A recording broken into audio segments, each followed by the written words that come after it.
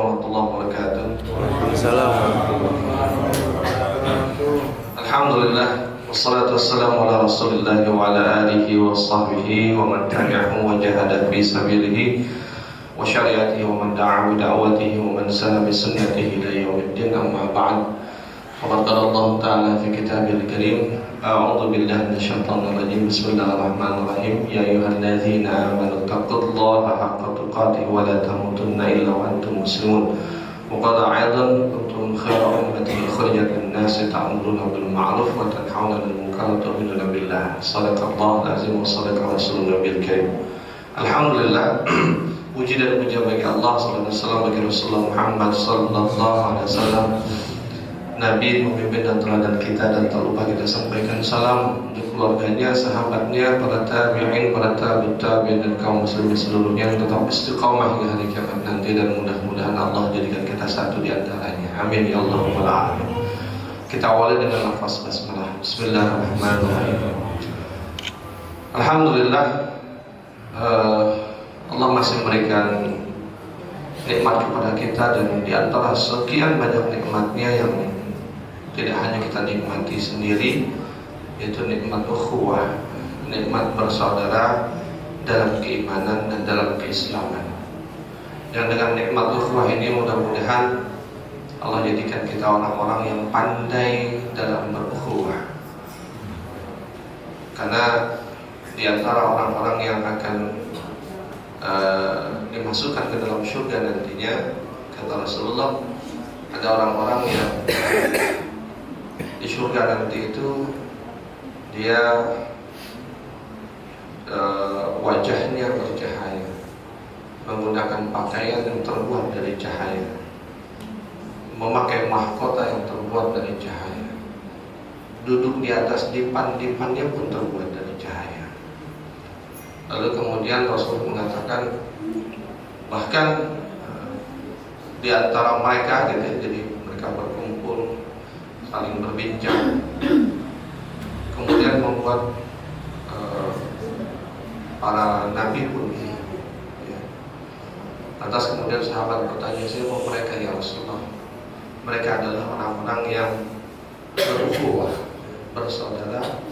Mereka mencintai karena Allah, bertemu dan berpisah karena Allah. Sampai seperti itu, bahkan para nabi pun iri ya, melihat bagaimana kedudukan mereka di dalam surga itu. Bapak sekalian dimuliakan Allah Subhanahu wa taala, maka patut kita bersyukur atau mensyukuri nikmat berukhuwah ini. Apapun latar belakang kita, ya, jangankan suku, jangankan kelompok, bahkan berbeda negara pun, jika dia masih ada keimanan di dalam hatinya, di dalam dadanya, maka dia pantas untuk kita katakan sebagai our brother, dalam bahasa Belanda, saudaraku. Kalau kita datang ke Australia, ya, kita datang ke Eropa gitu ya, atau datang ke Filipina misalnya, atau Muslim di Filipina, itu bukan main. Mereka itu bahagia sekali kalau ketemu orang Islam dari luar daerah atau dari luar negeri mereka. Dan saking bahagianya, ya, mereka menyebut kita bukan dimaksud dalam panggilan nama, tapi mereka selalu mengatakan my brother, ya, saudara, dengan ungkapan-ungkapan yang penuh dengan apa, kehangatan, keakraban, humble, seperti itu. Bahkan kadang-kadang menerima perlakuan baik mereka tuh kita suka nggak enak ke hati sendiri gitu. Betul-betul dilayani, gitu. Betul-betul dijamu dan lain sebagainya. Bapak sekalian dari Allah Subhanahu wa taala, masih dalam bab tentang surga dan para penghuninya. Dan tentu mudah-mudahan kita termasuk orang yang merindukan untuk menjadi penghuni surga. Dan mudah-mudahan Allah akan masuk kita ke dalam surga bersama orang yang kita cintai di akhirat nanti. Amin ya Rabbal alamin. Kita sudah menyelesaikan pintu yang pertama, yaitu bab taubah. Di antara pintu-pintu surga, dari 8 pintu surga, satu di antaranya adalah bab taubah, pintu taubat. Saya dahulukan karena mengambil momen kemarin ya, perhitungan pergantian waktu. Kita sudah bicara tentang apa itu taubat, bagaimana taubat, dan apa yang membuat taubat itu menjadi istimewa, sehingga kemudian Allah menjadikan taubat itu sebagai salah satu di antara nama pintu surga, dan menjadikan orang-orang yang menjadi ahli taubat sebagai satu di antara orang yang akan masuk dalam surga melalui pintu khusus, yaitu pintu taubat tadi. Nah, kita akan masuk ke dalam pintu yang kedua hari ini, yaitu pintu salat, ya, babus salat. Selain di dalam hadis-hadis itu biasanya babus salat itu disebutnya pertama, tapi ya sekali lagi saya katakan pembahasannya tidak harus berurutan.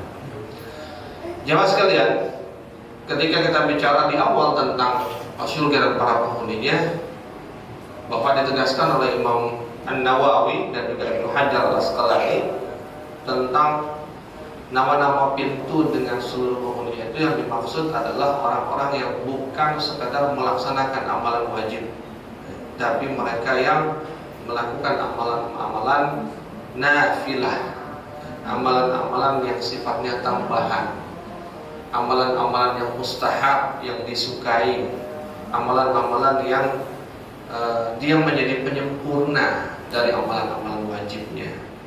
Jika puasa ada puasa sunnah, maka sholat pun juga ada sholat sunnah. Jadi bukan hanya sholat wajibnya, tapi juga sholat-sholat sunnahnya. Maka ketika kita bicara siapa yang akan masuk di pintu surga yang namanya babus sholat, mereka ahli sholat, mereka menjadi ahli sholat. Dan ketika bicara ahli sholat, maka ahli sholat itu ada dua pembahasannya. Yang pertama yaitu ahli dalam kuantitas, dan yang kedua ahli dalam kualitas. Nah, ketika bicara ahli dalam kuantitas, saya pikir saya tidak perlu bahas. Karena apa? Karena nanti ini bicara dalam bab tentang semangat untuk melaksanakan ibadah sunnah. Dan nanti macamnya apa saja kita masuk dalam bab fikih nanti, dalam bab tentang sholat sunnah. Dari mulai dalam bab fikih itu ada namanya sholat sunnah itu dibagi dua. Ada namanya sholat sunnah yang mutlak, ada sholat sunnah yang muqayyad. Sholat sunnah yang mutlak itu adalah sholat sunnah yang dia berdiri sendiri, jadi mau dilakukan, lakukan. Tapi sholat sunnah yang muqayyad adalah sholat sunnah yang terikat dengan waktu, dengan momen, atau bahkan dengan sholat. Misal sholat sunnah rawatib, sholat sunnah rawatib, ba'diyah dan qobliyah dari sholat wajib itu muqayyad karena terikat dengan sholat wajibnya, dengan sholat maktubahnya. Atau misalnya sholat sunnah tahiyatul masjid, itu muqayyad, terikat dengan apa? Dengan kehadiran kita di masjid. Seperti itu. Tapi sholat sunnah yang mutlak itu ya macam-macam, ya. Yang dia tidak terikat oleh tempat. Sholat sunnah hajat misalnya, sholat sunnah juga disebutan nanti ada sholat sunnah mutlak, ada sholat sunnah yang ujung-ujung kita daripada nggak ngapa-ngapain mending gue sholat dah, gitu. Jadi nggak ada momen apapun pengen sholat sunnah, maka itu namanya sholat sunnah mutlak. Dan ketika kita bicara tentang sholat sunnah itu baik yang mutlak ataupun muqayyad, maka babnya adalah semangat untuk melaksanakan itu saja, tidak lebih daripada itu.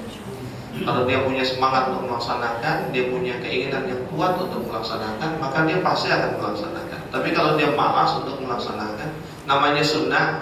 Sunnah itu apa yang sunnah itu dalam melaksanakannya nanti mampu atau tidaknya kita melaksanakan sunnah tergantung dari pemahaman kita tentang sunnah. Itu saja. Kalau kemudian pemahaman kita tentang sunnah sebagaimana definisi dalam ilmu fikih, bahwa yang namanya amalan sunnah itu adalah amalan yang dikerjakan dapat pahala, nggak dikerjakan nggak napa-napa. Maka biasanya kalau mau ikut unsur manusiawi cenderung nggak lakukan, kan nggak napa-napa. Gitu.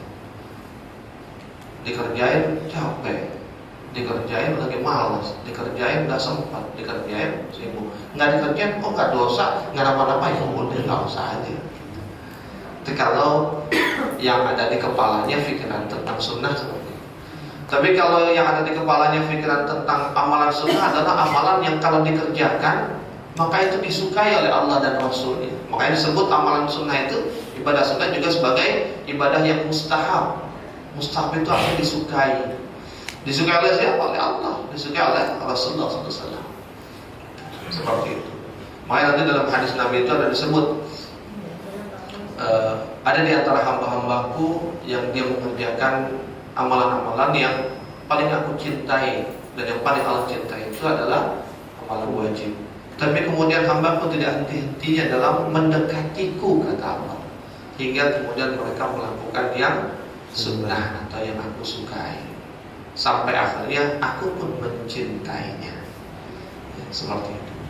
Jadi kalau di kepalanya bahwa sunnah itu yang kalau dikerjain kita beruntung, karena yang namanya fadilah itu yang adanya umumnya banyak disebut di dalam amalan sunnah. Semua hal tentang fadilah sunnah yang katanya balasannya seperti umroh, balasannya bla bla bla yang banyak dan besar-besar itu biasanya hanya ada disebut di dalam bab-bab amalan sunnah, termasuk sholat sunnah. Berarti sholat wajib nggak ada atau kalah amalan wajib? Enggak. Ya. Sehebat apapun sebutan keutamaan dari amalan sunnah, dia nggak akan bisa mengalahkan amalan wajib. Ya. Orang bela-belain sholat tahajud gitu, tapi subuhnya ketinggalan gitu kan, nggak berjamaah, itu ghurur namanya, tertipu dia. Ya. Seperti itu. Karena termasuk orang sholat sunnah qabliyah subuh, kan yang katanya lebih baik daripada dunia dan seisinya. Tapi gara-gara sholat sunnah qabliyah subuh misalnya, dia nggak pergi ke masjid, ya. Dia baru mau sholat sunnah qabliyah subuh, udah koma. Mau sholat sunnah qabliyah subuh dulu. Gitu selesai sholat sunnah qabliyah subuh di masjid, udah selesai sholat subuhnya. Nggak dapat berjamaah di masjid. Itu ghurur namanya. Kenapa? Seutama-utamanya sholat sunnah qabliyah subuh masih lebih utama mendapatkan takbiratul ihram pertama dengan imam di sholat subuh. Ya, sama. Karena ukuran masbuk tidak masbuk itu adalah dapat takbiratul ihram atau tidak bersama imam. Seperti itu. Tambah lagi nanti dalam bab sholat sunnah rawatib, ternyata dalam prakteknya Rasulullah juga pernah melakukan sholat sunnah qabliyah subuh yang ketinggalan sehingga nggak sempat dikerjakan sebelum subuh, tapi baru dikerjakan setelah matahari terbit, bahkan lewat dari waktu itu. Bisa dalam tanda petik gitu ya, digeser jika kita tidak sempat untuk melakukan di waktu yang bersangkutan. Nah, sementara kalau sholat subuh kan nggak bisa diganti waktunya, ya, kecuali di waktu itu jika kita dalam keadaan sadar, dalam keadaan yang sehat. Dan jemaah sekalian menaikkan Allah Subhanahu wa taala, jadi bicara kuantitas, maka bicara semangat, bicara tentang bagaimana memahami amalan sunnah. Jika memahaminya sebagai ibadah yang dikerjakan lewat pahala, akan dikerjakan enggak napa-napa, maka unsur manusiawinya akan dominan, enggak napa-napa. Maka supaya unsur manusianya enggak dominan, gimana? Yang di ujungnya itu yang enggak dikerjakan enggak napa-napanya dihilangin dalam persepsi kita ya, bukan dalam definisinya. Tapi bahwa amalan sunnah itu adalah amalan yang jika kita lakukannya, maka Allah dan Rasulnya menyukainya, ya kan? Dan karena dia menyukainya, dia akan mencintai kita. Dan kalau dia sudah mencintai kita, maka gak mungkin kan Allah membiarkan orang yang dicintainya kemudian mendapatkan hal-hal yang tidak baik. Seperti itu. Nah, kalau itu definisi kita tentang sunnah, amalan sunnah, maka insya Allah kita akan kerjakan. Nanti beda lagi definisi sunnah dalam ilmu hadis, gitu. Tapi kita bicara dalam bab ilmu fikihnya saja dulu, ya, seperti itu. Dan jemaah sekalian melihat Allah, maka yang akan kita bahas adalah salat dalam bab kualitasnya. Ahli salat dalam bab kualitasnya. Kalau kuantitasnya silahkan berlomba lah. Nah, dalam bab kualitas ini yang kadang-kadang kita suka keteteran. Kita rajin ngerjain yang sunnah gitu, tapi ya sekedar ngerjain gitu. Yang wajibnya aja kadang-kadang sekadar ngerjain. Maka ketika kita bicara tentang bab kualitas, dalam bab ahli sholat, dalam hal kualitas, maka di dalam bahasa yang familiar gitu, yang sering kita dengar, kita bicara tentang khusyuk. Itulah kualitas sholat. Jadi kualitas sholat itu adalah khusyuknya. Nah, tapi kemudian kita bicara tentang apa itu khusyuk kan gitu. Yang kadang-kadang khusyuk itu kita jarang mengetahui atau sekedar mengetahui definisi parsial, potongan-potongan definisi yang tidak utuh. Ibarat puzzle hanya potongan-potongannya, tapi nggak udah jadi semua tersusun gitu. Nah, supaya kita tahu apa makna khusyuk itu secara utuh gitu. Supaya nanti kita benar-benar bisa melaksanakan, karena kalau kita tahu kita bisa jadikan panduan untuk melakukan. Tapi kalau cuma sepotong-sepotong kita kerjain, ternyata ada yang belum gitu. Berarti belum masuk kategori khusyuk juga. Nah, ketika bicara tentang panduan apa itu khusyuk, maka yang paling tepat untuk kita tanya adalah Rasulullah SAW. Kalau seandainya kita nggak temukan, maka Allah lah yang pertama kali kita tanya adalah Allah SWT, lihat di Quran. Kalau nggak ada penjelasan, kita tanya kepada Rasulullah lewat hadis-hadisnya. Kalau kemudian misalnya kita nggak temukan juga, kita bisa tanya kepada para sahabat yang terdekatnya lewat uraian-uraian atau asar-asar para sahabat dan seterusnya. Nah, jemaah sekalian melihat Allah Subhanahu Wa Taala, maka saya ingin mengajak kita untuk bertanya kepada Allah Subhanahu Wa Taala di dalam Al-Quran. Di dalam Al-Quran, di dalam surah Al-Mu'minun itu ayat yang kedua, dan Allah katakan, dan di Al-Quran, qad aflahal mu'minun allazina hum an salatihim khashi'un. Beruntunglah orang-orang yang beriman. Siapa mereka? Satu di antaranya adalah mereka orang-orang yang salatnya khusyuk. Nanti di ayat ke-6, ayat ke-7-nya kalau tidak salah disebut lagi, wallazina hum ala salawatihim yuhafizun. Salawatihim itu bukan salawat ya, tapi salat, cuma dalam bentuk jamak. Artinya salat-salatnya yuhafizun, dijaga. Jadi pertama salatnya khusyuk, yang kedua salat-salatnya dijaga. Maka ketika kita bicara tentang khusyuk, nanti ada kaitan dengan menjaga salat.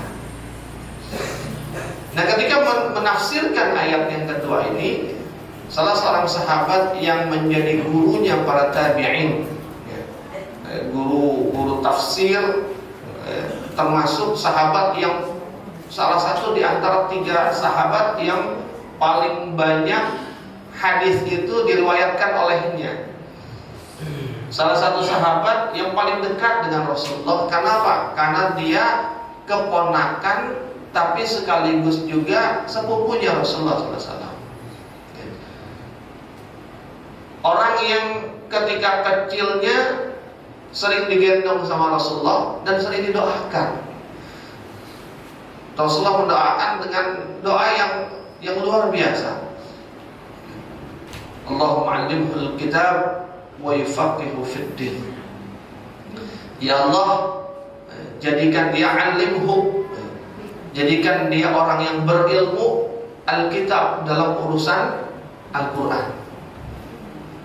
Wa yufaqihu fid din, dan jadikan dia faqih terhadap agama ini. Dan betul, beliau menjadi periwayat hadis paling banyak, salah yang paling banyak. Beliau menjadi ahli tafsir, ya kan? Di antara para sahabat. Bahkan ketika di masa Khalifah Umar bin Khattab, Umar menjadikan dia salah satu penasehatnya, padahal masih muda. Banyak sahabat yang senior. Pernah satu kali ada beberapa sahabat ahli Badar sedang berkumpul. Ahli Badar artinya senior gitu. Sedang berkumpul, kemudian Umar bertanya kepada mereka tentang makna dari sebuah ayat. Kemudian setiap mereka memberikan pengertian, pemahaman mereka tentang ayat tersebut. Tidak lama kemudian sahabat yang keponakan sekaligus sepupunya Rasulullah, dia datang. Dan ketika dia datang, kemudian Umar bertanya, bagaimana menurut pendapatmu? Maka kemudian dia memberikan pendapatnya, dan selesai dia memberikan pendapatnya, kata Umar, sungguh pendapat yang paling benar adalah pendapat dia. Jadi Umar lebih membenarkan pendapatnya ketimbang pendapat para ahli Badar tentang makna dari ayat tersebut. Jadi benar-benar Rasulullah akan dia menjadi orang yang alim dalam Al-Quran, paling ahli tafsir lah, gurunya para tabi'in, gurunya Hasan Al-Basri, gurunya Mujahid, gurunya Qatadah, gurunya Abdullah bin Jubair, macam-macam, banyak. Kalau kita buka tafsir Ibnu Katsir itu banyak. Ibnu Katsir itu adalah tafsir yang banyak mengutip tafsiran atau pendapat para tabi'in. Seperti itu. Nah, sebagian besar yang dikutip oleh Ibnu Katsir itu adalah muridnya beliau. Siapa beliau? Beliau adalah Ibnu Abbas radhiyallahu, ponakan sekaligus sepupunya Rasulullah SAW. Sepupu dari siapa? Dari Abbas, karena dia anaknya Abbas. Abbas itu siapa? Abbas bin Abu Thalib, anaknya Abu Thalib. Abu Thalib siapa? Pamannya Rasul. Karena statusnya sama-sama anak, maka berarti dia sepupuan sama Abbas. Berarti Abbas punya anak namanya Ibnu Abbas, berarti Ibnu Abbas ponakannya Rasul. Dari Abbas dia ponakan. Tapi dari istri Rasulullah yang namanya Maimunah, dia adalah dari Abbas dia dari dari Abbas justru sepupu, dari Maimunah justru keponakan. Karena statusnya adalah keponakannya Maimunah. Dan kalau Rasulullah sedang menggilir Maimunah, sedang bersama dengan Maimunah di malam hari itu, kalau tidur itu Ibnu Abbas itu tidurnya di tengah-tengah di antara Rasulullah dengan Maimunah gitu. Jadi dia menyelisih Rasulullah dengan Maimunah gitu. Sering dibawa jalan sama Rasul, sering digendong gitu, dan sering didoakan. Nah, Ibnu Abbas radhiyallahu anhu memberikan pandangan atau pendapatnya tentang ayat yang kedua tadi. Allazina hum fi salatihim khashi'un. Orang-orang yang fi salatihim fi atau an? Fi salat. Di dalam salat. Nanti di dalam surah Al-Ma'un, ya kan? Ara'aital ladzi yukadzibu bid-din fadzalikal ladzi yad'u al-yatim wa la yahuddu 'ala ta'amil miskin fawailul lil musallin allazina hum 'an salatihim sahun. Jadi ada fi salatihim, ada 'an salatihim. Nah, para mufassir memberikan pandangannya nanti. Tapi saya tidak ingin bicara ke sana. Nah, jemaah sekalian menggunakan Allah SWT, dari dua ayat tentang salat itu, dari fi salatihim dan an salatihim, ya kan? Maka Ibnu Abbas mengatakan, terutama dari di dalam tafsir ayat kedua surat Al-Mu'min itu ada enam ciri kriteria salat yang khusyuk. Dan ketika kita bicara tentang ini, maka kita penuhi semuanya. Insya Allah kita masuk kategori yang khusyuk. Kualitas. Kalau kuantitas gampang, tinggal ngerjain. Tapi dalam ngerjain itu gimana supaya berkualitas? Yang pertama, jemaah sekalian, indikator ukuran yang pertama tentang khusyuk itu adalah isba'ul wudu'. Isba'ul wudu', yaitu menyempurnakan wudunya. Jadi ternyata kualitas sholat itu tidak ditentukan hanya sholatnya saja, tapi bahkan pada yang di luar sholat, sebelum memulai sholat, itu sudah menentukan apakah kita akan khusyuk atau tidak, apakah kualitas sholat kita akan baik atau tidak. Menyempurnakan wudu. Bahkan dikatakan celakalah orang yang sholat tapi wudunya tidak sah. Kapan wudunya tidak sah? Ketika tidak tersentuh air bagian yang seharusnya tersentuh oleh wudunya. Seperti itu. Nah, ketika kita bicara bab kesempurnaan wudu, menyempurnakan wudu, nanti bicara bab, bisa bicara pakai pendekatan bab fikih gitu, tentang fikih wudu. Nah, tapi saya ingin bicara tentang yang wajibnya saja, ya. Yang sunnahnya, terutama yang wajib lah yang kita utamakan. Yang sunnahnya tetap kita kerjakan, coba untuk maksimal. Tapi nanti jadi panjang banget bahasannya. Saya yakin nanti diikuti di bahasan-bahasan ustadz yang lain di YouTube, mau dicari itu banyak bicara tentang wudu. Berbeda-beda pendapat para ulama, tapi perbedaan itu silahkan pilih mana yang mau kita kerjakan. Tapi saya ingin bicara yang wajibnya saja. Bicara yang wajib itu, kalau dulu saya ngaji sama guru saya waktu di Jakarta, Jalan Madrasah sana.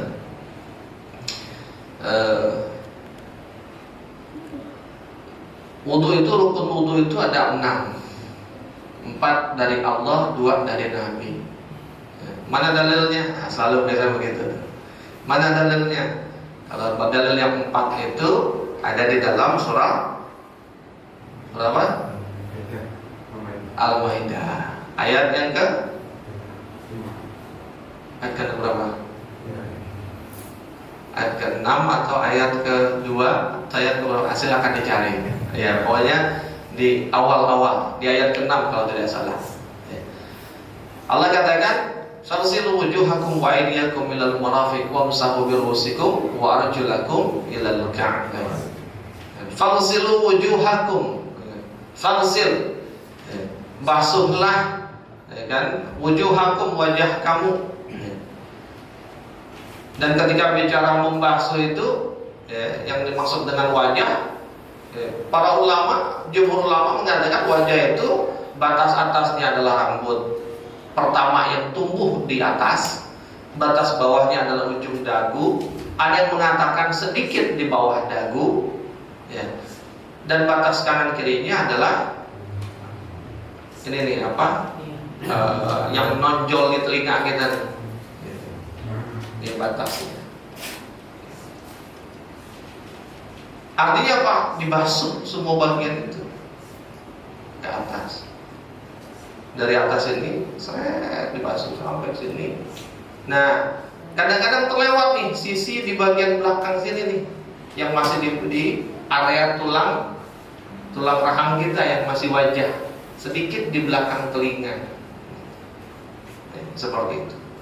Gimana cara membasuhnya? Silahkan, mau gimana itu teknis saja. Misalnya ada yang mengajarkan kita membasuhnya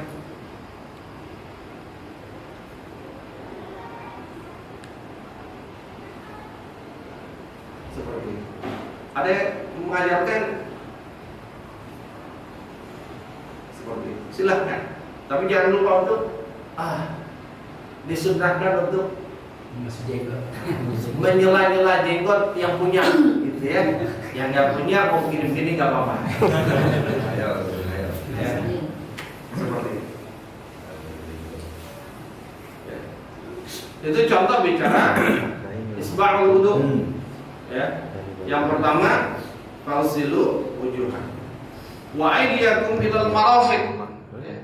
Wa aydiyakum ilal marafiq. Dan kemudian membasuh tangan kita sampai ke siku. Kalau sampai ke siku berarti mulainya dari ujung jari, bukan dari siku ke bawah. Ya, terbalik. Namanya juga ilal marafiq. Ila itu sampai itu berarti menuju. Berarti ujungnya siku, bukan awalnya siku. Bukan.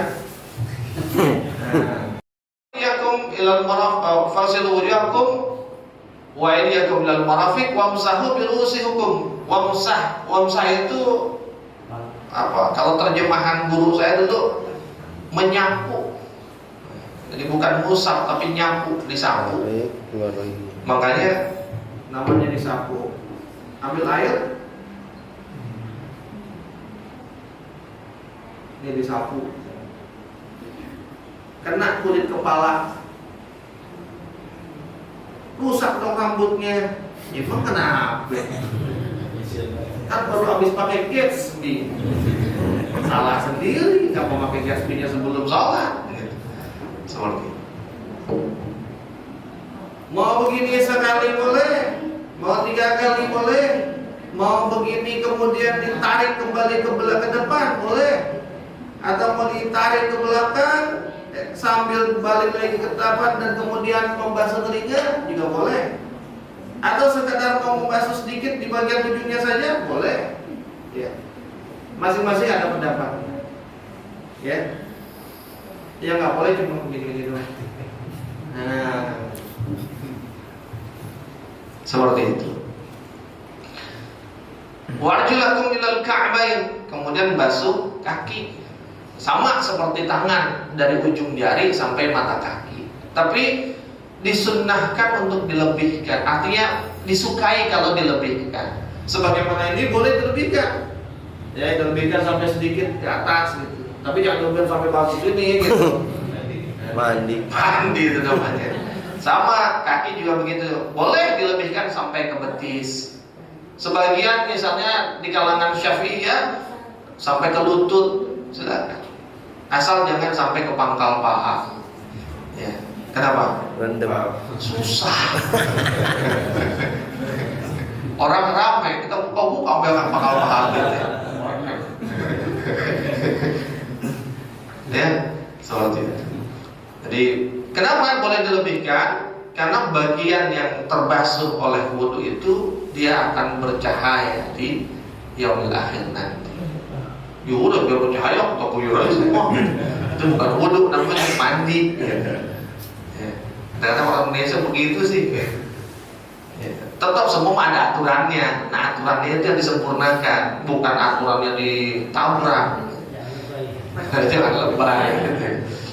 Ya, santuy. Jadi jangan lebay. Ya. Itu diantara isba'ul wudu. Dan termasuk ketika kita bicara isba'ul wudu juga adalah berhemat dalam menggunakan air. Bahkan Rasulullah mengatakan, hatta engkau berwudu di tengah lautan. Tengah lautan airnya banyak banget gitu.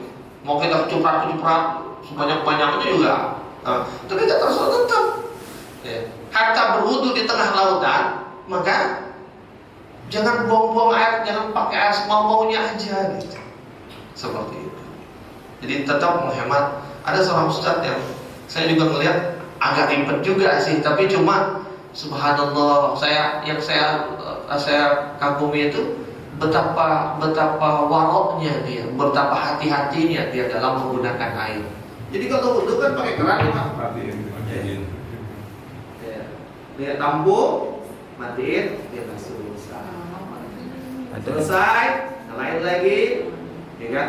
Udah ketampung, dia mati lagi, baru kumur-kumur. Begitu terus setiap pergantian dimatiin. Lama. Itu luar biasa. Ya. Kita mungkin nih di antara tabiat kita begitu tuh, ya, yang begitu. Karena kita nggak bisa ngerjainnya. Ya. Padahal yang begitu justru punya kelebihan tadi. Ada sikap wara, kehati-hatian. Dia takut mubazir dalam menggunakan air. Khawatir ada air yang terbuang tanpa termanfaatkan. Ya, jamaah sekalian dimuliakan Allah SWT. Nah, nanti bicara bab wudu lagi. Nanti kalau ngomong bab fikihnya tentang kapan wudu dengan air yang sebanyak apa, ya kan? Air seperti apa, ciri-ciri airnya, ya kan? Macam-macam air ntar kita bicara, ya kan?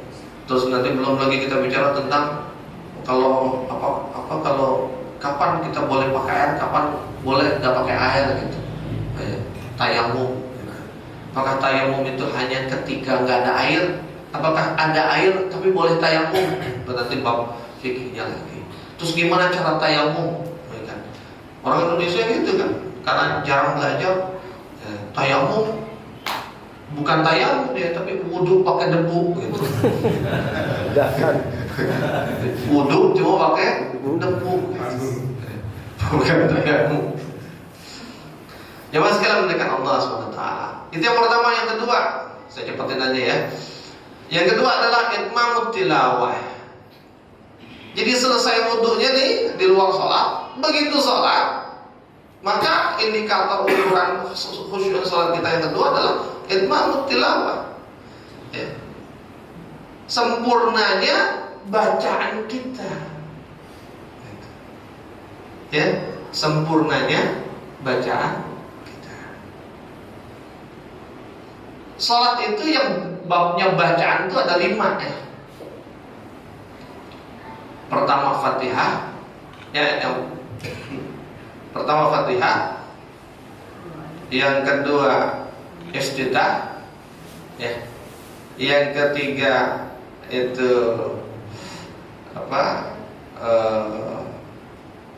bacaan ruku, bacaan sujud, ya kan, bacaan duduk. Kemudian nggak ada 5 lebih berarti. Kemudian bertahiyat, salawat dan salam kan itu. Bacaan tahiyat, bacaan salawat dan bacaan salam. Sama satu lagi takbir. Itu kan sifatnya bacaan. Bacaan itu artinya disebut ya, Bapak sekalian. Yang namanya bacaan itu berarti perbuatannya perbuatan lisan, ya, perbuatan lidah. Berarti dia diucap. Jadi bacaan-bacaan itu bukan di dalam hati, bukan. Ya, begitu ruku, ya kan, baca subhana rabbiyal azim wa bihamdi, tapi di dalam hati, mulutnya mingkem aja. Itu bukan bacaan namanya.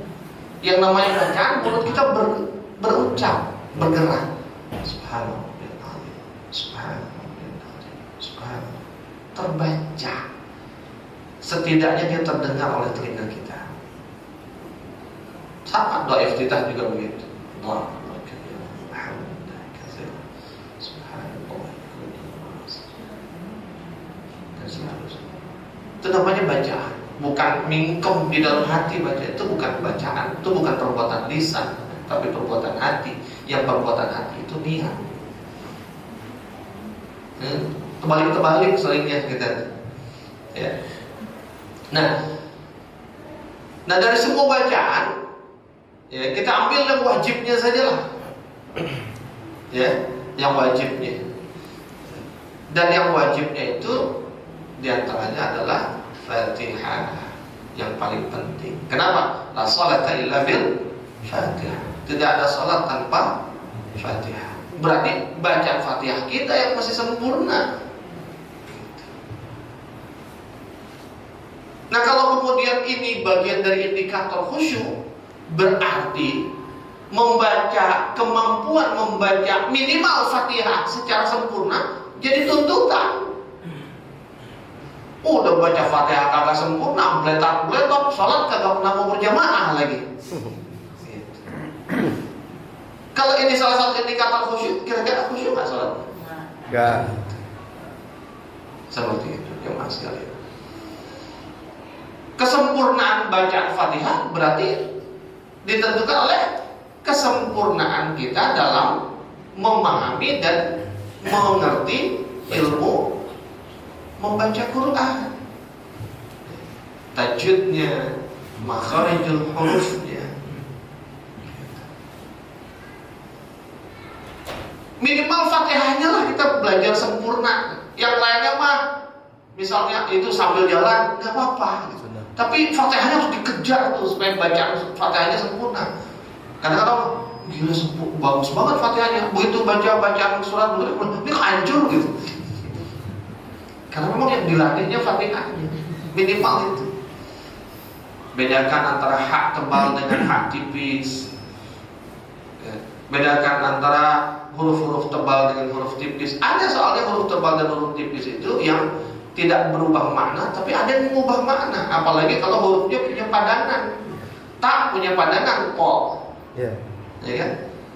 Fo punya padanan, sya atau sa. Apalagi lo punya padanan, kha. Lo punya padanan, za. Kenapa? Karena antara lo, za, sa itu makhrajnya sama.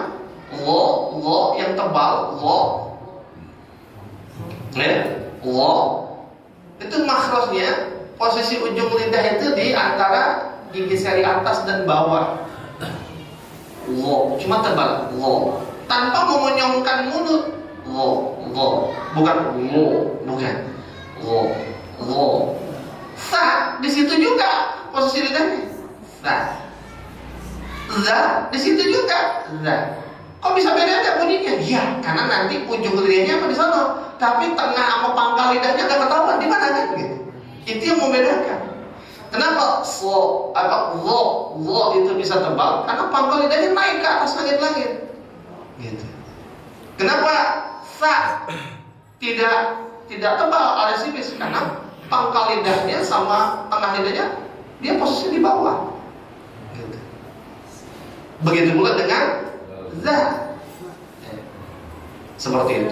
Ta, da, o makhrajnya sama. Di belakang gigi seri atas. Tuh. Di dekat ujung gusi lah. Ta, da, o itu sama. Kok bunyinya beda? Itu nanti kalau kemudian penggunaannya berbeda, dia bisa mengubah makna. Qaf dengan kaf. Ya. Coba baca trikul. Gimana? Qul huwallah. Qul bukan kul. Kalau kul bukan kul. Kalau kul katakanlah, kalau kul makanlah. Bicara Fatihah saja misalnya. Alhamdulillahi Rabbil Alamin. Antara alamin dengan alamin itu beda artinya. Alamin pakai ain dengan alamin pakai hamzah itu beda artinya.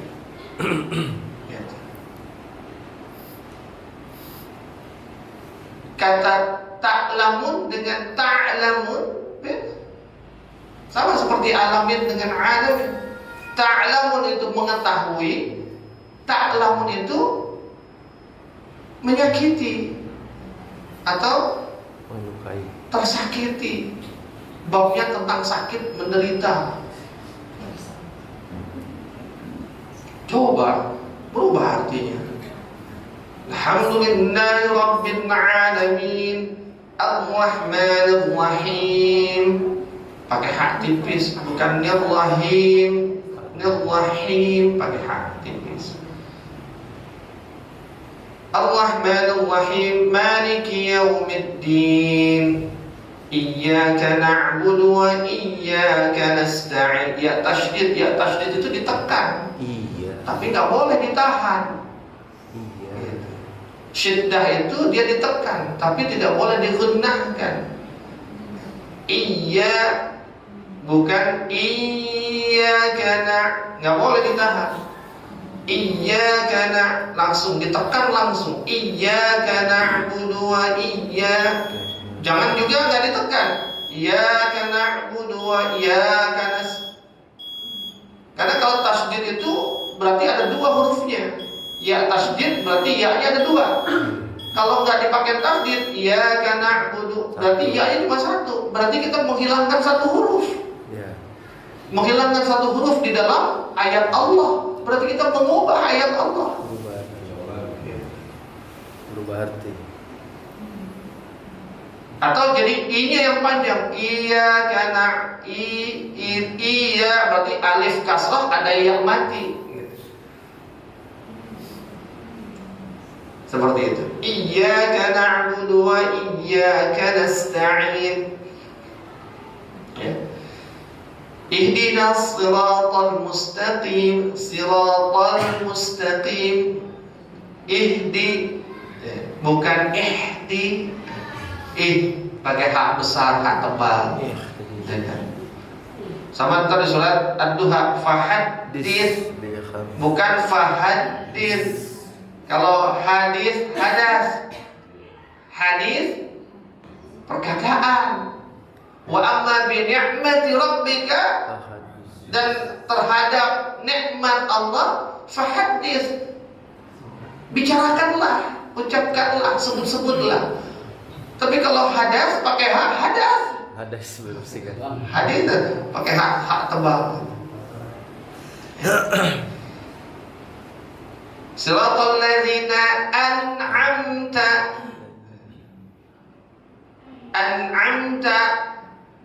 jalan orang-orang yang engkau an'amta, beri nikmat alaihim, kepada mereka. Tapi kalau an'amta pakai hamzah, an'amta pakai ain, an'amta. Tapi kalau an'amta pakai hamzah, jalan orang-orang yang engkau buat mereka merintih. Jadinya berubah. Siratal ladzina an'am tu alif tu hamzah. Harusnya an'am, ada cengkoknya ain itu. Dan dia huruf yang mengalir, pertengahan, bukan huruf syiddah, bukan rikhawah, tapi bainiyah, di tengah-tengah, mengalir tapi nggak terlalu mengalir. Jadi bukan an, bukan am, tapi an, bukan alaihim, agak ngalir huruf ain.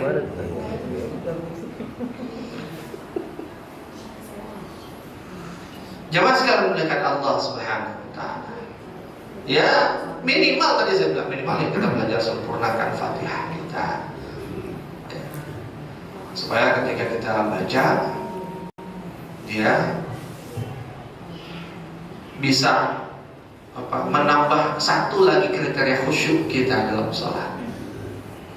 Jemaah sekalian,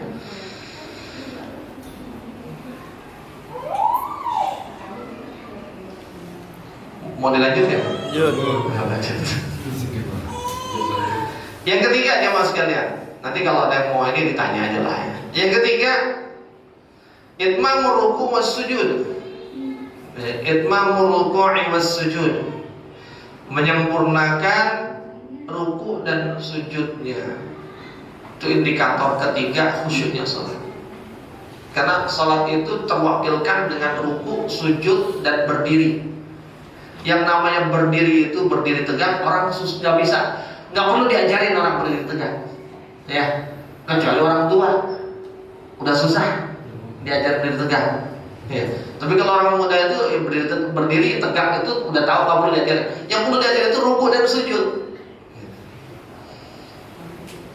Karena masih banyak yang sujud dan rukunya kagak beres. Saya tidak ngomong dalam bicara orang yang ada uzur ya, lagi sakit pinggang gitu. Enggak, dan orang sehat gitu, masih muda, sempurnalah, masih kuat.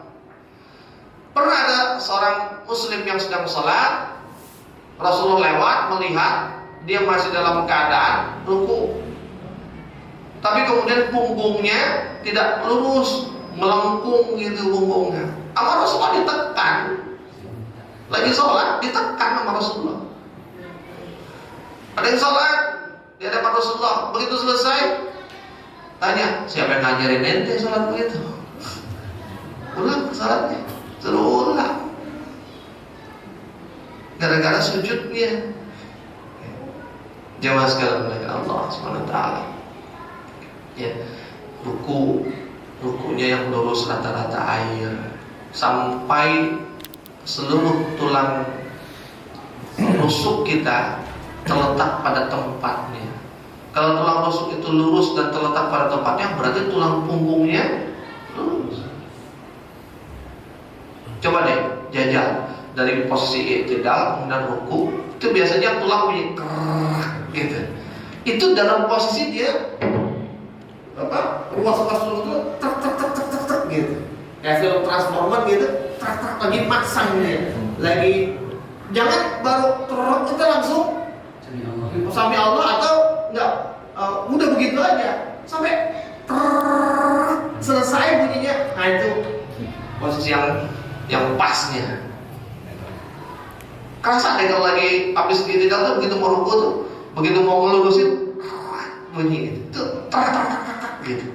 Ibaratnya sendi-sendi antara pertemuan tulang rusuk dengan tulang punggung itu lagi ngelurusin, trak gitu. Dan kalau belum posisi begitu, sama seperti yang berdiri, i'tidal belum lurus i'tidalnya, belum berdiri langsung ruku, atau tadi ruku belum langsung sujud, atau ruku belum trak gitu, kemudian langsung berdiri, justru berbahaya Pak. Secara kesehatan justru berbahaya. Itu kenapa kemudian ada bab namanya tumakninah. Dan tumakninah itu di tempat-tempat yang begitu, yang kalau kita nggak tumakninah, dia bisa efek pada kesehatan kita. Tumakninah itu apa? Berhenti sejenak, diam sejenak. Selama apa diam sejenaknya? Para ulama mengatakan minimal sepanjang 1 kali bacaan tasbih. Itu minimal. Diam, benar-benar tenang gitu. Maksudnya apa tadi dalam rangka biar posisi tulangnya itu normal, terletak pada tempatnya. Ada di saat ruku, i'tidal, sujud, dan duduk di antara 2 sujud. Itu kan posisi di mana kita perubahannya ekstrim. Dari berdiri ke ruku, dari ruku ke i'tidal lagi, terus langsung sujud. Itu kan perubahan. Di situ di saat-saat itu ada yang namanya tumakninah. Dan yang namanya tumakninah, walaupun ulama berbeda pendapat, tapi setidaknya pendapat yang saya ambil, saya pakai, dan itu pendapat Syafi'iyah. Yang namanya tumakninah itu termasuk rukun sholat. Yang namanya rukun sholat kalau nggak dikasih, batal sholatnya. Seperti itu. Sempurnakan ruku dan sujud, kata Ibnu Abbas radhiyallahu anhu. Termasuk bicara tentang sempurna ruku dan ruku dan sujud, ya. Apa istilahnya?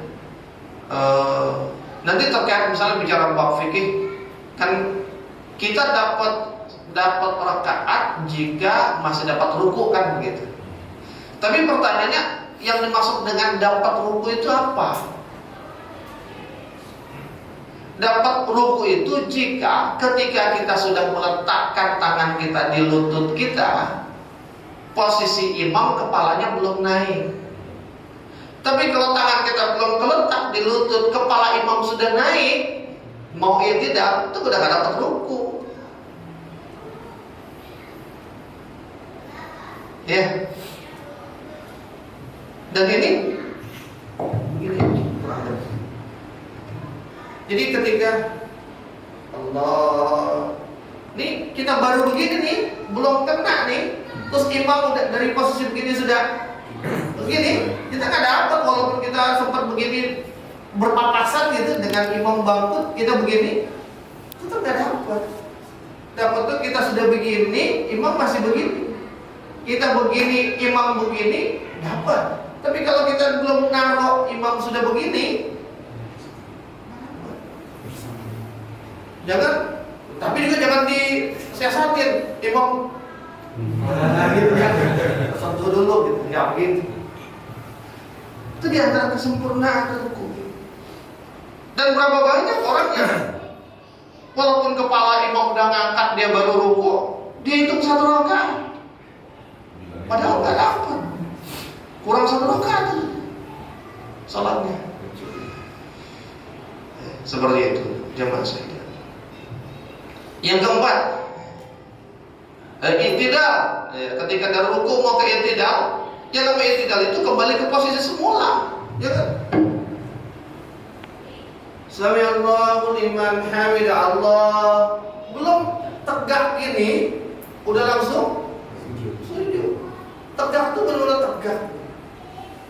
Sami Allahu liman hamidah, atau Sami Allahu liman hamidah. Jadi udah tegak dulu. Maka tambah lagi ada tumakninah. Kalau Sami Allahu liman hamidah, Allah, tumakninahnya nggak ada. Ya, jelaskan ke Allah SWT. Yang keempat, al-muhafazatu ala mawaqitiha. Muhafazah ala mawaqitiha, menjaga waktu salatnya. Ya, di awal waktu, Walaupun emang nggak boleh di akhir, boleh, asal jangan disengaja. Makanya nanti allazina hum an salatihim sahun. Jadi ya, kalau bisa di awal waktu berjamaah, maka itulah yang terbaik. Dan nanti kalau kita bicara lebih jauh, itu nanti di yang ke-6 ya. Beda kita dengan zaman Islam turun ya. Awalnya Islam turun dan ketika perintah salat itu awal-awal sekali diturunkan, itu kaum muslimin itu betul-betul mencintai salat. Bahkan salat itu ditunggu-tunggu, dinanti-nanti. Makanya habis maghrib itu nggak pulang, nunggu isya.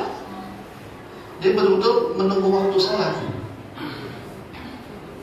Kalau kita akhir salat. Nah, kadang-kadang saya juga begitu sih ya, namanya manusia kan. Rumah dekat sebelah, udah azan, belum komat ini gitu.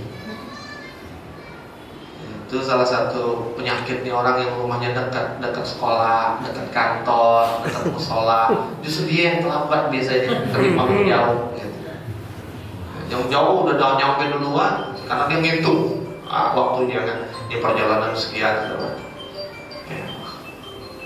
Yang kelima, ada muha ma'al jamaah.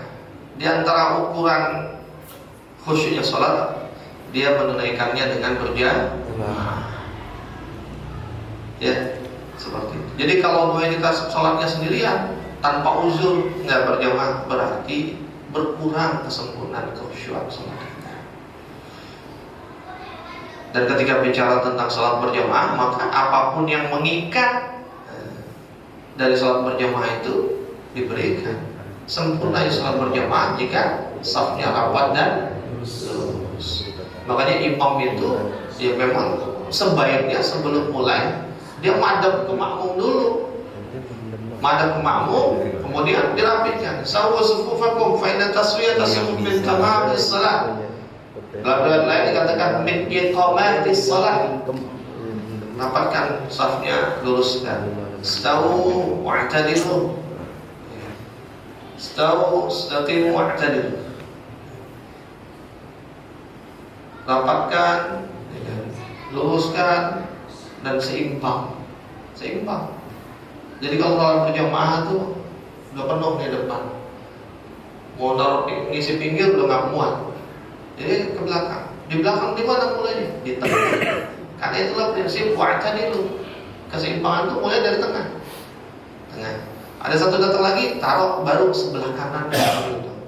Masuk satu lagi sebelah kiri, masuk satu lagi sebelah kanan, masuk satu lagi sebelah kiri, masuk satu lagi sebelah kanan. Jadi selalu imbang kiri kanan. Ibarat pelayangan kagak singit dia enggak.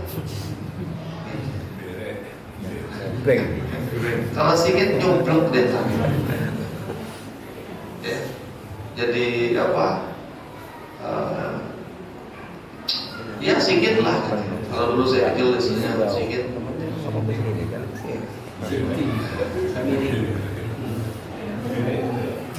Ya, jangan sekedar rapat safnya, ya. Ada yang mengatakan rapat dari hadis tadi, maka rapat semuanya. Tapi ada yang berpendapat hadis tadi berkaitan dengan teguran Rasulullah kepada salah seorang di antara yang berjamaah, sehingga kemudian yang memaknai berlaku umum, maka berarti semua rapat. Rapat itu seperti apa? Bahunya kena, sikunya kena, kemudian mata kakinya atau kakinya nempel. Susah dong ya. Kalau susah, ntar begitu sujud naik lagi kagak nempel lagi, kagak napa-napa. Kalau masih sesudah, ya udah abang dapat yang ketiga. Gimana? Kagak nempel, kagak napa. Yang penting jangan renggang banget gitu. Yang penting berusaha serapat mungkin lah gitu. Kadang-kadang kita sholat di sini, buat datang sholat di sini kayak jijik banget orang kita gitu. Kita cek kaki kita nggak ada korengan gitu kan, nggak ada panu yang bisa nularin, kok dia jijik banget dengan kaki kita gitu. Bau betek. Ya. Yang terakhir, al-ikhbaru fiha 'ala Allah. Jadi ketika sholatnya benar-benar ngerasain seakan-akan kita sedang menghadap kepada Allah Subhanahu wa taala. Jadi justru bab di saat sholatnya, jadi poin ke-6, yang 1 sampai 5 itu justru sebelum sholatnya. Jadi kekhusyuan sholat itu bukan ditentukan pada saat sholatnya saja, tapi ditentukan bagaimana kita sebelum sholatnya. Dan ketika bicara iqbal fiha 'ala Allah, benar-benar merasakan sedang menghadap kepada Allah, hatinya, pikirannya dan fisiknya.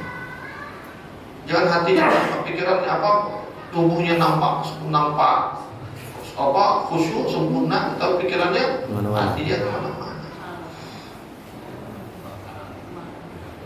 Kalau bicara pikiran dan hati, Pak, kita pakai teori saja. Dalam teori ilmu otak itu, pikiran manusia itu kayak kereta.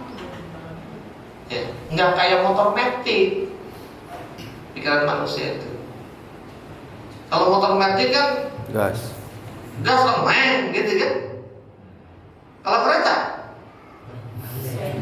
dia mau berhenti di stasiun Pondok Cina, ngeremnya dari tengah-tengah antara Pocin sama UI itu udah mulai ngerem dia. Kalau baru ngerem begitu kepalanya masuk di peron baru ngerem, ya. Penumpang kudu turun dari peron, manjatnya susah ntar naik. 50 meter sebelum itu dia sudah mulai ngerem sehingga supaya berhentinya pas. Begitu pula nanti begitu mau jalan, nggak bisa langsung main gitu, nggak bisa. Gejes, baru makin kepala kita begitu, hati kita begitu. Kita lagi kerja nih, banyak yang bermasalah lagi gitu kan, berkas-berkas parah. Azan, Allah, bentar tunggu komat. Begitu komat tuh jebret gitu. Ambil wudhu langsung Allahu Akbar. Situ pikirannya. Pikiran itu butuh waktu setidaknya 10 menit, minimal 5 menit untuk dia apa bahasa kerennya switch off, switch on. Untuk dia matiin, ngilangin proses yang baru saja dia kerjakan, dan untuk mulai masuk kepada apa yang sedang dia kerjakan. Jadi untuk dia melupakan kerjaannya itu perlu waktu, paling nggak 10 menit, ya minim-minim 5 menit lah, supaya dia pikirannya mulai hilang dari itu. Nah nanti begitu sholat, supaya sholatnya dari awal takbiratul ihram masuk, maka sebelum mulai sholat dia perlu waktu 5-10 menit untuk masuk dulu ke sholat. Makanya di dalam Islam yang namanya antara azan dengan iqamah ada jaraknya kan gitu. Seperti itu. Itu dalam rangka menenangkan, memasukkan pikiran kita ke sholat sebelum kita sholat, supaya disiapkan. Sehingga begitu Allahu Akbar, itu sudah Allah saja yang kebayang, dia sudah masuk di sholat, bukan masih ya Allah tadi komputer belum dimatiin lagi. Seperti itu. Ya. Kalau begitu kondisinya, baru rakaat kedua mungkin atau rakaat ketiga dia baru masuk di dalam sholat. Ya. Di 2 rakaat pertama masih di tempat yang lain. Jadi betul-betul harus disiapin, makanya jangan nunggu komat gitu. Ya kalau nunggu komatnya sambil sholat qobliyah di rumah silahkan, bukan nonton TV di rumah. Di masjid sekalipun juga jangan sambil nunggu komatnya kita buka WA gitu kan, update status, sama juga. Walaupun di masjid tapi pikirannya masih di situ. Saya kadang-kadang saya pikir rumah dekat ke masjid pakai bawa HP. Lah Ustaz kok ya kan rumah saya jauh. Saya kemarin bukan mau sholat, mengisi taklim, materi taklimnya ada di sini. Nah rumah sebelah dekat pakai bawa HP, taruh di bawah, terbalik pula terbuka. Begitunya ada yang masuk tok nyala. Ringtone dangdut. Masuk gitu.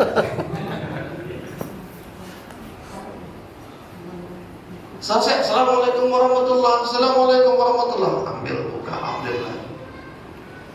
Ya Allah. Kalah Allah sama tuh HP. Ya. Takut amat ketinggalan sama berita, sama pesan. Pasti nunggu deh. Kita tahu dia telepon kita pas sholat subuh kagak diangkat-angkat. Ntar dia telepon lagi. Kalau dia nggak telepon lagi, kita balik telepon. Kalau telepon gua lagi sholat subuh lu kagak sholat subuh ya gitu. Sebabnya. Ya, teman sekalian. Allah alam bisa mudah-mudahan bermanfaat. Itu saya sampaikan. Selanjutnya saya serahkan kepada Bapak MC.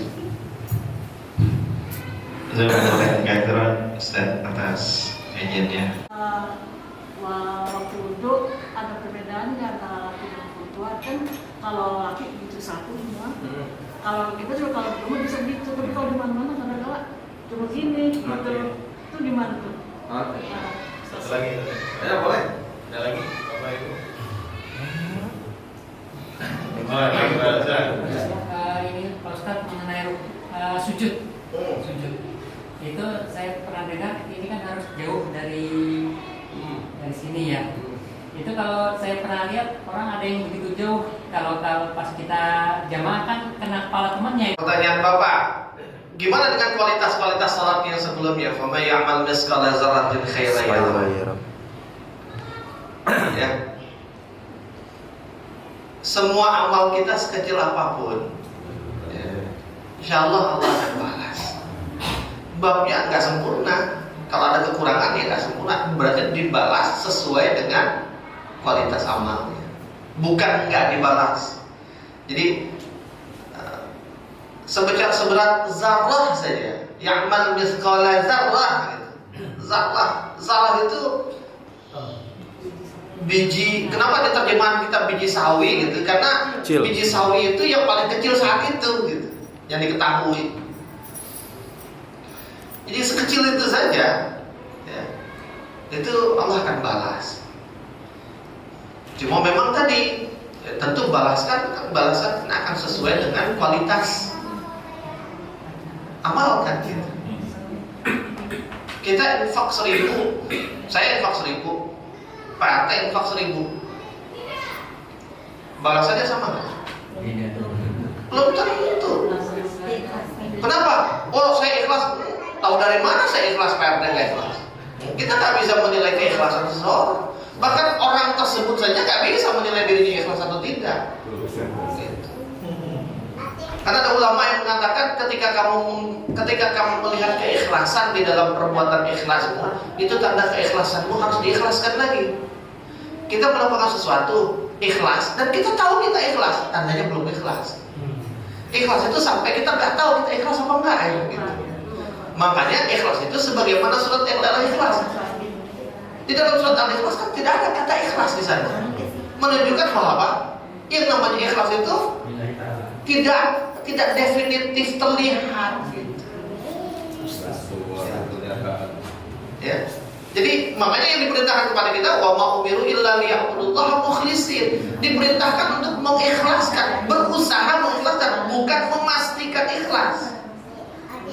Tapi kalau tanya, lo ikhlas gak nih bagi gua? Jangan bilang ikhlas. Ikhlas gak nih? Gua redho.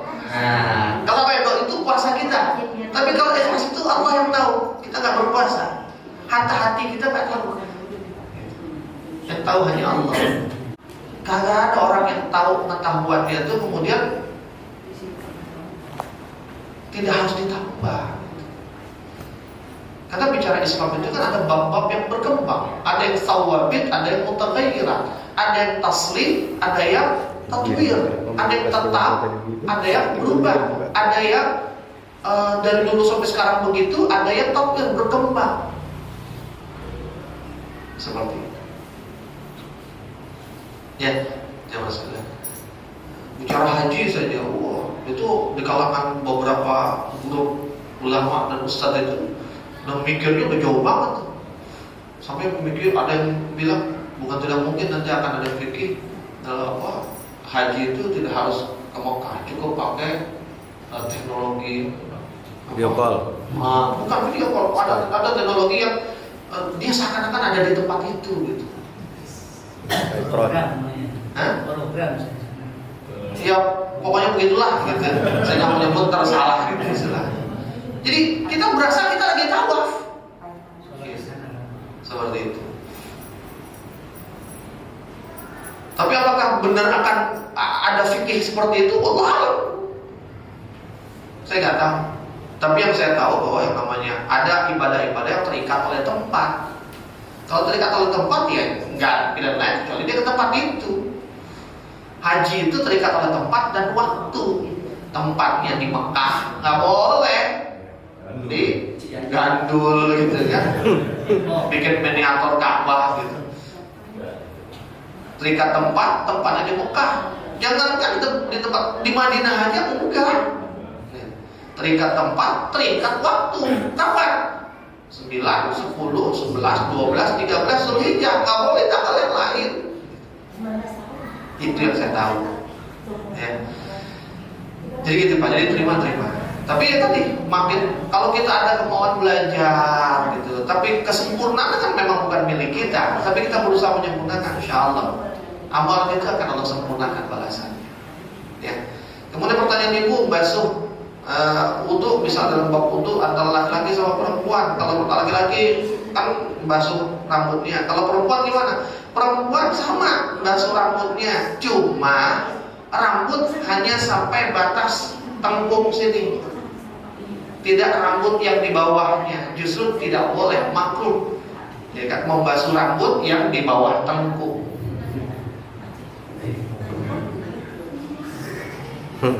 Ya, mandi.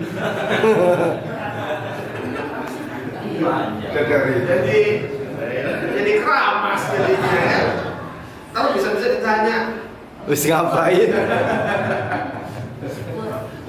gitu. Jadi tetap dibasuh sampai sebatas rambut yang di tengkuk sini. Terus boleh nggak basuh tadi sekedar?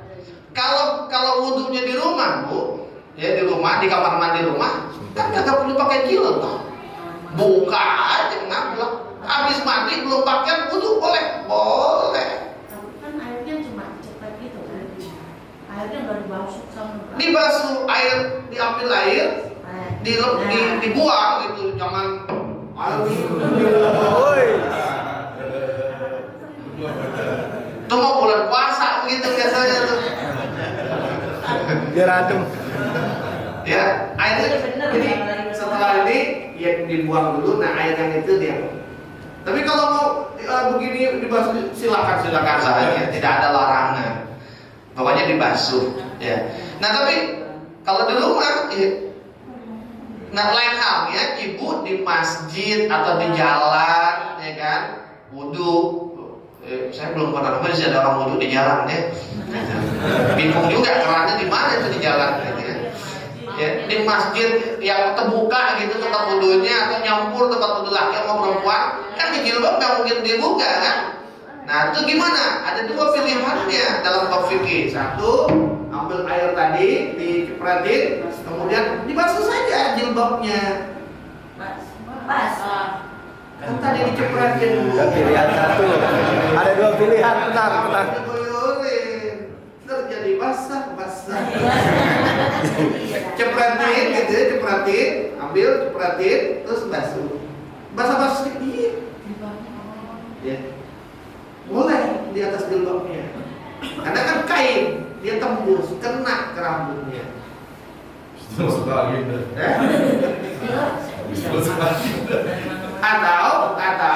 Atau tadi ambil hisap sedikit. Oh, enggak apa. Pendapat Imam Syafi'i kan begitu, sedikit saja tidak apa-apa. Bahkan ada pendapat yang lain mengatakan hatta 3 lembar rambut saja ya kena sah. Tapi kan maksud 3 lembar itu bukan berarti kita hitungin 1, 2, 3 dilesam-lesam gitu.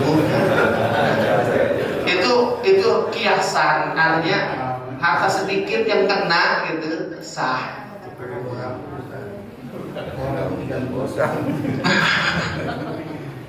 Ya, jadi dibasuh. Ya, mau ini sedikit, mau banyak, ya, begitu. Boleh, Bu. Ya. Terus yang terakhir tadi tentang Sujud. Sujud. Ya. Sujud itu, ya, yang jelas begini, sujudnya Rasulullah ketiaknya terlihat. Nggak ada ukurannya, dibukanya selebar apa, pokoknya ketiaknya kelihatan. Jadi kalau sedikit saja ketiaknya sudah terlihat, ya sudah cukup. Jangan sampai kemudian dilebar-lebar begini, gitu kan. Terjun. Kalau gini bukan ketiak doang yang kelihatan, ya kan? Sampai kutu-kutu di ketiak juga kelihatan. Jadi, ya sekedarnya saja terbuka sedikit ketiaknya. Yang jelas nggak dirapatin begini. Kalau dirapatin kan ketiaknya nggak kelihatan. Seperti itu. Jadi dibuka sehingga ketiaknya nampak. Nah kalau posisinya kita berjamaah sempit-sempitan, ya itu babnya namanya uzur. Jangan maksa. Ya kalau kemudian, apalagi kalau kita ke raudhah, salat di raudhah, jangankan sujud, ruku aja kagak sempurna kita. Terus mau diapain? Di kondisi uzur begitu. Jadi kalau posisinya saking rapatnya kemudian mepet, Allah Maha tahu dengan uzur kita. Kalau kita gini-gini jadi berantem kan. Oke, soalnya lu ya sombongan sih ngukur. Sentimen apa? Balik. Batal lu, gak boleh ngomong sama di sekolah. Dua-duanya batal padahal. Yang sebelah lagi bilang balik juga batal tadi. Ngomong semua.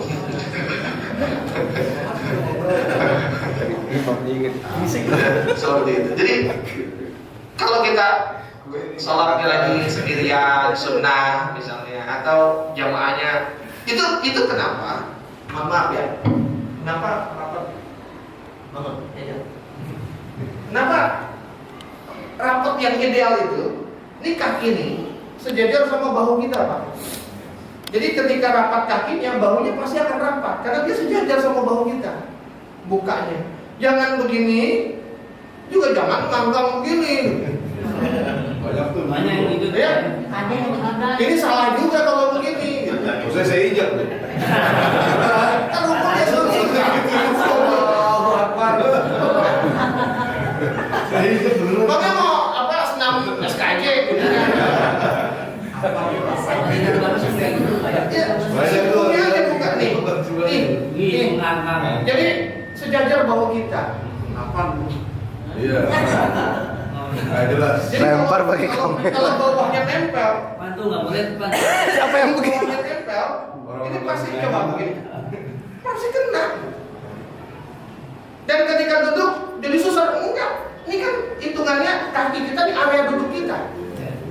Jadi ketika kita begini, ini area duduk kita. Ini area sujud kita juga. Kalau posisinya begitu tuh, itu udah pasang area namanya. Yang dengan area itu kita bisa duduk dengan sempurna, kita bisa sujud dengan sempurna. Yuk. Ini sudah di area-area. Ketika tahiyat juga sudah di area. Ini kan area kita di posisi kaki kita. Lehernya kalau kemudian agak berlebih, ya, yang sehingga ketika duduk dia melewati area. Sampai doyong ini. Karena badannya terlalu besar gitu kan. Mau ini enggak udah kebentur nih lemaknya di sini. Enggak bisa diginiin lagi gitu kan. Jadi harus begini gitu. Asam urat. Kagak bisa balik.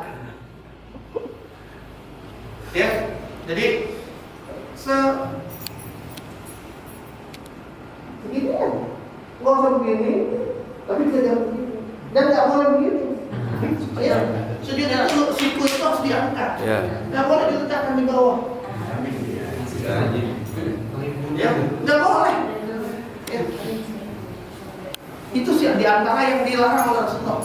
Tidak boleh sujud seperti Keledai, anjing, unta. ya, seperti unta, meletakkan kakinya, nggak boleh. Sama, assalamualaikum juga disebut kok di dalam kitab fikih. Di antara yang dilarang dalam sholat itu menengok seperti berubah. Berubah itu kalau nengok gimana, Pak? Jadi kalau assalamualaikum betul harus kelihatan itu juga. Assalamualaikum. Assalamualaikum. Jangan. Assalamualaikum warahmatullahi wabarakatuh. Assalamualaikum warahmatullahi. Nggak begitu. Itu rubah atau begitu? Kalau nolak rubah kan begitu. Bisa seakan-akan muter kepalanya 180 derajat. Assalamualaikum. Salam. Ini kan udah kelihatan dari samping. Nggak perlu gini. Datang nggak? Ya, seperti itu. Selipan doang kan terusin tadi. Oh boleh. Selipan ya? Selipan aja. Kan urusan nih. Tadi kan udah nyontohin, kebetulan udah nyontohin juga tadi kan banyak banget tuh tadi kan sampai kesel barusan kayaknya banyak banget kalau lihat aku sih harus gini kan. Ini begini Pak. Nah gitu. Ternyata injek aja. Saya injek.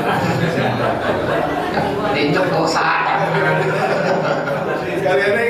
Sekalian ngaruh biji sama saya juga ngerti kan gitu ya. Gak itu aja. Saya juga ngerti gitu bijinya. Maksud saya gini yang saya ngomong. Itu bagian mana sih yang area merasa ini bagian duduk. Kalau lagi duduk gitu ya. Apalagi misalnya kita telat nyontok apalagi di Jumat gitu. Oh. Kan udah enak tuh nyontohnya begini ya. Udah badannya kurus ini begini belakang ya. Misalnya gitu kalau badannya gede ketahuan memang. Misalnya sampai ketahuan begini. Ini area segini nih. Nah itu bagaimana dia nggak mau ngasih gitu misalnya. Itu emang nyelip gitu. Ya ada bikinnya nggak sih atau ada pakemnya nggak sih artinya ketika duduk di sini kita duduk di sini itu area gue nggak diganggu. Kan gitu. Ini sebenarnya ada dua bab Pak. Satu bab tentang duduk, satu bab tentang sholat duduk dalam sholat. Ya kadang bisa digabung, kadang enggak. Dalam bab duduk, ketika seseorang ada hadisnya, ada dalilnya. Ketika orang sudah duduk di satu tempat, kita nggak boleh nyuruh dia minggir. Karena apa? Apa yang dia duduki itu adalah tempat dia. Kita nggak boleh nyuruh dia minggir supaya kita bisa duduk di situ. Nggak boleh begitu. Nah, tapi dalam bab umum, gitu, ya duduk. Dalam bab sholat, ya, dia bahkan dalam bab sholat tidak boleh ada renggang antar jamaah yang kemudian bisa diisi satu orang. Jadi kalau ada renggang bisa diisi satu orang, masuk ke situ. Tapi kalau seandainya kira-kira nggak bisa diisi satu orang, jangan kemudian kita juga nyuruh mikir-mikir dia. Bisa. Itu termasuk yang sebenarnya tidak boleh nyuruh geser-geser. Kecuali memang itu terlalu renggang. Geser dikit supaya bisa masuk, silahkan. Tapi kalau udah kelihatan sempit gitu kan, terus karena kita datang telat, kita mau masuk, atau ada celah sedikit tuh gitu kan, ya kan? Maunya apa masuk gitu kan. Tapi bisa orang digedein gitu kan. Apalagi yang nyuruh geser orang tua gitu kan. Begitu dia nengok, apa lu lihat? Jangan. Ya, cari tempat yang lain. Nah, tapi mana area dia yang dia duduki. Tapi jika masih ada kosong, dia boleh bergeser sedikit, tidak apa-apa. Orang minta geser sedikit, yang dengan sedikit itu kemudian bisa diisi daripada celahnya terlalu lebar. Seperti itu. Ya, artinya kan ketika misalnya kita terpilih kan, soalnya di sini nih, bisa nih. Iya, masih bisa. Tapi kan namanya badan kita lumayan gitu ya, kecil nih, kecil. Dan terus kita sholat sunnah dulu kan. Saya tiba-tiba kan dia gitu tetap begini dia kan. Dulu baru udah begini. Karena saya tahu nih ngalingin gue nih orang nih kan gitu. Iya. Sengaja gitu, kita tahu psikologinya kan. Jadi ketika kita nggak sembarangan juga. Iya. Tahu orang ngalingin nih. Prinsipnya begini. Sholat, ketika kita sholat, lakukan sebagaimana standar sholat. Gitu. Jangan kemudian disengajain juga gitu. Kita gedein supaya dia nyadar disempit gitu. Tapi sholat aja dengan standar sholat. Jika dengan standar sholat tersentuh dia sedikit gitu, pasti dia akan tarik. Sholat saja dengan standar sholat. Tapi kalau dengan standar sholat kemudian ternyata masuk, kan kemudian tandanya masuk. Lain halnya nanti begitu duduk, selesai sholat, assalamualaikum, duduk kan, pasti ada duduk lebih lebar kan. Nah itu bisa kita maju ke depan sedikit, atau ya duduknya begini, ini kan minimalis nih duduk begini, pakai tempat, ketimbang duduk sila. Dan duduk yang paling disukai Rasulullah juga duduk iftiras, duduk begini nih, seperti tahiyat awal. Maksud saya gini Tan, apa yang punya perasaan, misalnya Indonesia di Jumat gitu kan, itu kan acaranya leha-leha kalau Jumat, maksudnya santai gitu. Maksudnya dia apa punya perasaan gitu, ini milik gua nih kan. Misalnya gitu loh, saya suka punya feeling gini. Bukan punya lu aja pengen nguasain gitu kan, kalau lagi punya dia. Prinsipnya begitu. Kayak gitu tuh. Karena saya lihat feeling apa namanya orang tuh personifikasi kayak gitu, ngerasa emang ini tuh jadi ganggu gitu ya. Maksudnya ini kan seolah-olah tuh Saf itu milik dia di lokasi 40 kali 40 atau 50 kali 50 milik dia jadi ganggu. Udah bayarin nih, sebenarnya kan gitu. Udah kotak amal aja lewat kan gitu. Kapling dia gitu. Nah, itu gimana gitu? Apa mereka? Kayaknya saya nggak pernah dapat kajian yang begitu gitu kan. Jadi artinya ketika ada orang dia nggak woles dari Pak gitu atau gini langsung gitu. Iya. Ini akhirnya bicara bab, ya tadi memahami tentang soft. Ya. Artinya gini. Soft itu harus dijaga. Jangan sampai ada longgar yang bisa diisi satu orang. Jika itu masih bisa diisi satu orang, maka biarkan diisi satu orang dan berikan orang untuk mengisinya bagi yang sudah duduk. Yang jelas lagi kedua. Yang kedua, jika dia tidak cukup untuk diisi satu orang, maka yang mengisi itu yang kalau tadi yang duduk harus memahami untuk memberi dengan menggeser sedikit saja. Tapi kalau kondisinya tidak memungkinkan, maka yang mau ngisi yang harus coba untuk memahami. Karena apa? Orang ketika sudah datang, apalagi Jumatan, dia duduk, mungkin dia sudah merasa dia udah mau fokus sama Jumatnya. Kalau kemudian harus digeser-geser lagi, gitu kan, sehingga tadi dia jadi nggak nyaman tempatnya, posisinya, karena juga nggak mungkin terlalu sempit, gitu. Kita yang masuk itu yang harus coba menahan diri. Atau kalau umpamanya bisa diisi, saya langsung duduk aja situ, duduk saja udah. Ya, untuk sholat kayaknya sulit gitu karena harus geser-geser orang. Ya sudah, nggak usah sholat, duduk saja langsung. Pun jadi nggak, ya salah sendiri. Telat. Ya, resikonya telat kan begitu. Jadi prinsipnya nggak usah pakai apa? Kita prasangka sama dia prasangka sama kita juga ketika kita masuk, ya nih, apaan sih, datang ganggu. Yang duduk nggak boleh prasangka, yang datang juga jangan. Nggak boleh itu akhirnya tatap-tatapan gitu. Ribut. Tatap-tatapan itu ujungnya cuma dua, Pak, dan dua-duanya berbahaya.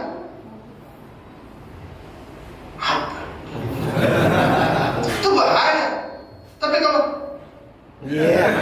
bahaya juga. Bahaya itu. Soalnya Pak Ustadz kan contohin Raudo tadi. Raudo bahaya itu soalnya. Kayak apa tahu. Iya. Artinya Raudo itu babnya Beda. di luar kebiasaan. Sebenarnya kondisi itu juga terjadi karena mungkin bukan tidak paham ya umat Islam, tapi kadang-kadang umat Islam tuh suka memaksakan sesuatu, memaksakan untuk mendapatkan yang sunnah, tapi dia mengorbankan yang wajib.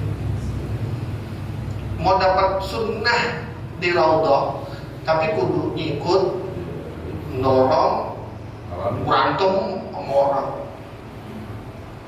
Maksudnya suruh gantian gitu. Baru 1 menit gitu. Bohong. Ya kan ini bisa 10 menit, 10 tuh begini. 1 jam juga seperti itu. Artinya kenapa? Yang namanya Raudhah itu sunnahnya apa sih? Raudhah itu tempat apa? Taman. Raudhah itu adalah tempat di mana doa itu mustajab kan? Iya. Berarti amalannya apa di sana? Doa. Doa. Lo ngapain dia pakai itikaf di situ? Betul. Iya kan? Betul.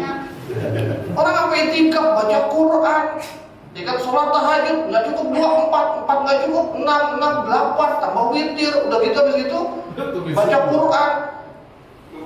Kalau mau begitu di tempat yang lain, gitu. Kalau semua mengisi sesuai dengan fungsinya, ini tempat mustajab, maka berdoa di sana. Berapa lama sih kita berdoa, Pak? Ya, paling lama setengah jam. Tapi kalau udah di Raudhah begitu, melihat banyak orang memberikan kelapangan untuk orang, itu lebih baik. Dan jika kita memberikan kelapangan untuk dia sehingga dia bisa duduk di Raudhah, kemudian diangkat tangannya, doanya makbul, kita bisa dapat jatah karena kita yang memberikan tempat untuk dia. Gitu. Itu kadang-kadang kita tuh pengen dapat yang sunnah, gagalin yang wajib, kemudian egois. Gitu. Itu yang masih kurang dari umat. Jadi kadang-kadang kalau mau ke Raudhah, ya udah, mau di dalam, nggak harus di dekat mihrabnya, nggak harus di area mana. Pokoknya udah karpet Raudhah kita udah duduk di pinggiran, di tepian tuh. Udah. Kalau mau sholat silahkan, tapi 2 rakaat, nggak usah banyak-banyak. Setelah itu angkat tangan doa, minta sama Allah. Ya elah, orang Indonesia apalan doanya kurang banyak sih. Paling lama, kita tutup pengajian aja 5 menit aja, amin.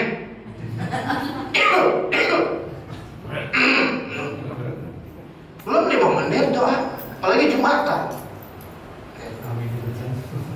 Doa tuh maunya pendek aja gitu, panjang sedikit udah batuk-batuk gitu. Ya, seperti itu. Jadi paling lama doa 15 menit gitu. Kalau semua begitu tertib, Raudhah nggak akan begitu kok. Bagian semua. Nggak jadi barang, nggak jadi sak yang mahal, nggak jadi barang mahal untuk masuk Raudhah itu. Nggak harus buat dosa, ikut orang, nendang orang, nyangket orang gitu, melototin orang, marah dalam hati, kesel gitu. Gimana? Kita mau doa sama Allah, artinya begitu. Nah, apalagi motorin ibadah, umroh. Gitu. Jadi prinsipnya masing-masing. Kalau masih mungkin yang duduk kasih. Kalau udah nggak mungkin, yang mau ngisi nauin. Gitu. Dan kalau udah nauin atau ngasih, jangan pikir macam-macam. Jangan prasangka macam-macam. Ngasih ya udah kasih, jangan. Nggak susah aja, jangan. Kasih. Yang ini nggak bisa.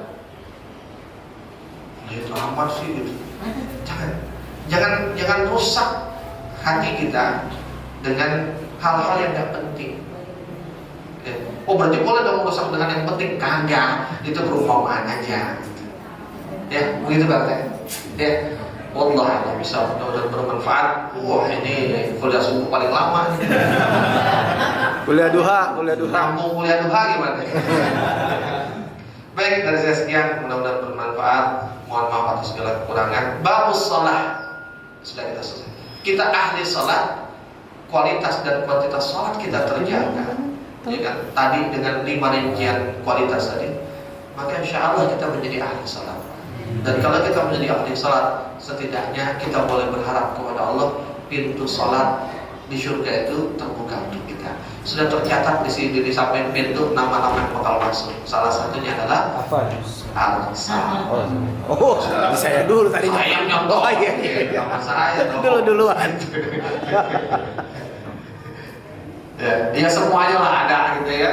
Mau Pak semua namanya ada. Allah senangnya kita. Dan kalau sudah seperti itu, wallahu a'lam. Saya serahkan kepada. Ya, jazakallahu khairan pada